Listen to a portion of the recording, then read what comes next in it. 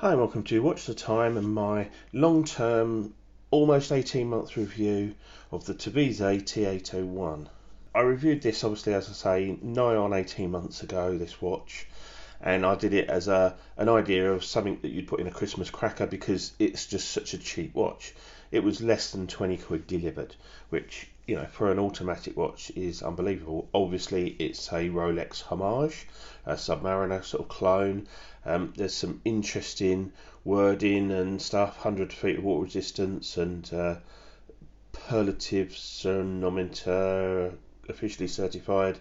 Just a play on words. It's just a bit of fun. It is made by Tevise and they've put their logo and their name on it.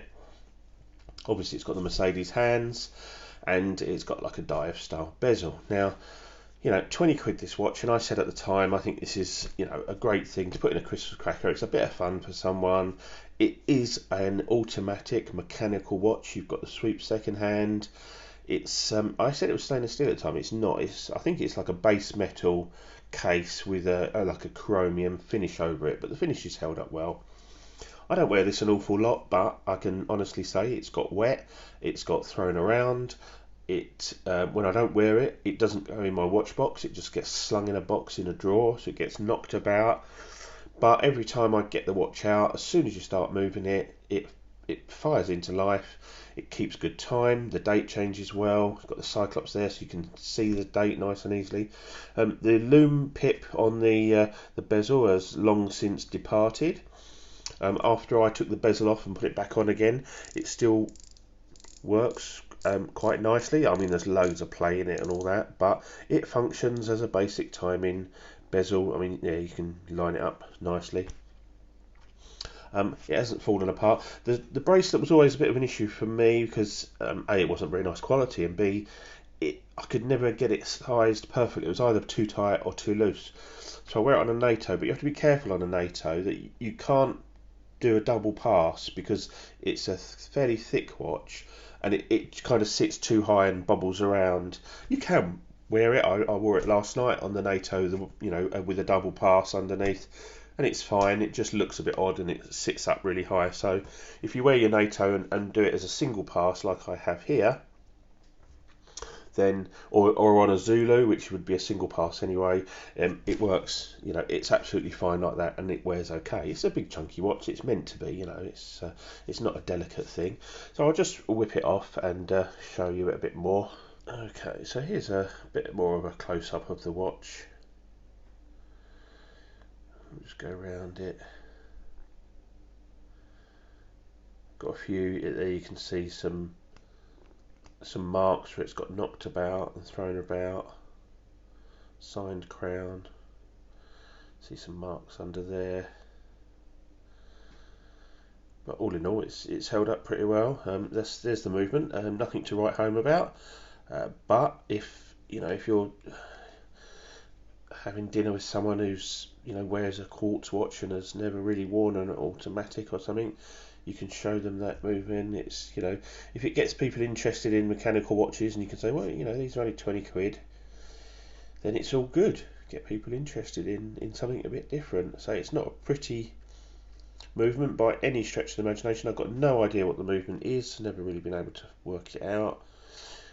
But it's got a reasonably nice signed rotor there, so they're sort of to some degree proud of their make. Just a press on case back, so nice and easy to get off. I say water resistance is a bit hit or miss. I've got this splashed whilst washing my hands is about the limit. I certainly wouldn't go swimming with it, and you certainly wouldn't go diving with it, even though it's a dive. We'll call it a dive style watch. It certainly isn't a dive watch. As you can see, the bezel doesn't line up brilliantly there, but you get it somewhere near, and it's good enough. The crown is fairly difficult to manipulate. I mean, this is hand winding, but no hacking.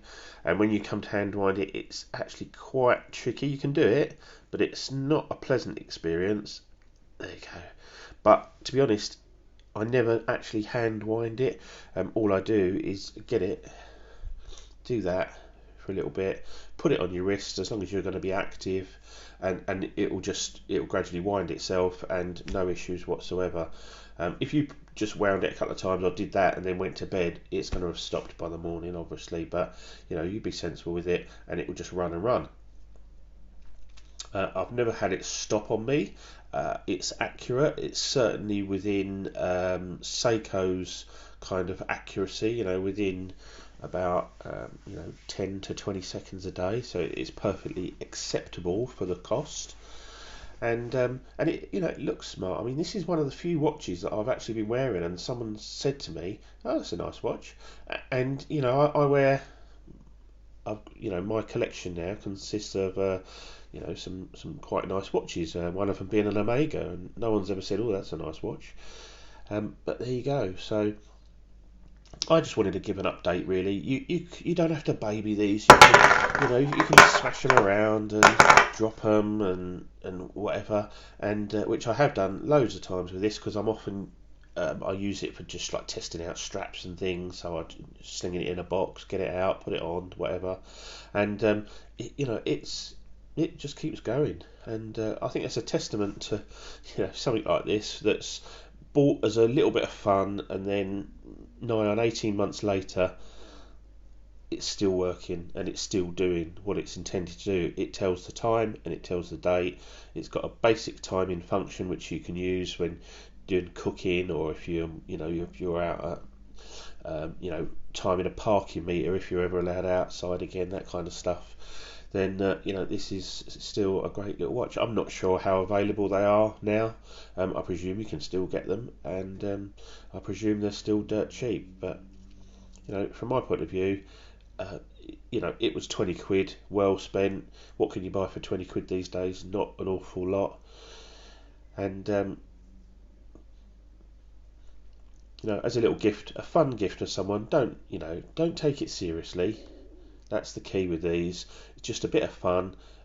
If someone just wants a cheap watch just to tell the time, but they want something a bit different, if they want something a bit different, then this is a great watch. And if you drop it like I just did there, if this was a Rolex Submariner, or a watch that you've spent a lot of money on and you've dropped it, you're going to be mortified, and you'd be like, oh, is it still working? This, honestly, you don't have to worry about. It just keeps going. I'm assuming it will stop at some point, but we'll see. If this is still running, I'm never going to get rid of this, so I'm just going to keep it forever. So, in perhaps, so we say another year from now, we'll revisit it and see if it's still going. And it's still, I like it. It's still like the loom is interesting. It's quite funny, the loom on this, because it's a bit random. Some of the colours are a bit different, so it's okay. There is loom there. It's better than some Casios I've had, but there you go. So that's my update on the long-term update on the Tevise T801. Still going strong, still keeping good time, still telling the time, and still working, and it is just a bit of fun. So thanks for watching. Watch the time, like, subscribe, comment, and I'll see you soon. Cheers, bye.